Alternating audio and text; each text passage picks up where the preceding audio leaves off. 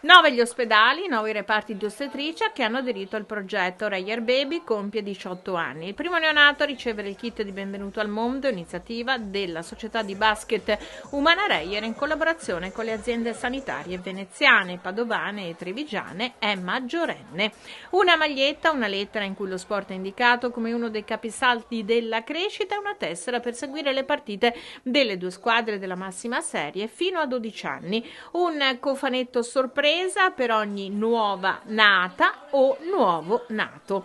Sono 143.000 i kit distribuiti in questi 18 anni, un traguardo festeggiato come di consueto con una sfida al bowling tra squadre miste composte dall'equipe dei vari reparti aderenti e giocatori e giocatrici oro granata della massima serie. Io sono molto felice di essere presente quest'anno come l'anno scorso e con i miei colleghi e con le nostre infermiere. Devo dire che è una festa, un momento di socialità bellissimo e poi appunto è un modo per avere tutti i punti nascita coinvolti nel progetto insieme per commemorarlo e anche per ringraziare la squadra che ci dà questa possibilità. Come accolgono le mamme questo kit, questa maglietta, questo simbolo della Reyer?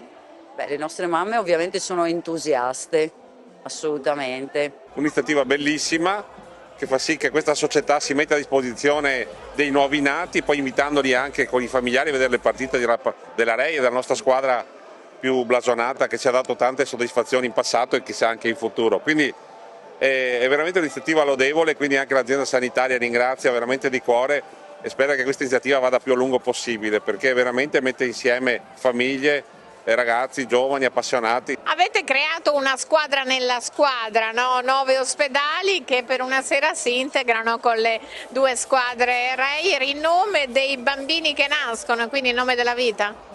Esatto, ma noi cerchiamo di trasmettere i valori dello sport, è uno sport diverso la pallacanestro rispetto al bowling, ma lo spirito di squadra rimane uguale, per cui vedere come l'ospedale fa team building è un momento penso anche di crescita per loro e come anche tra di loro lottano con altri ospedali per vincere la Coppa Reyer Baby, a me scalda il cuore perché vuol dire che è un progetto che funziona, per cui grazie a tutti quelli che lavorano dietro le quinte per questo progetto, grazie alla società che mette a disposizione risorse per questo progetto e grazie agli ospedali primari e direttori dell'ASL che si rendono sempre disponibili.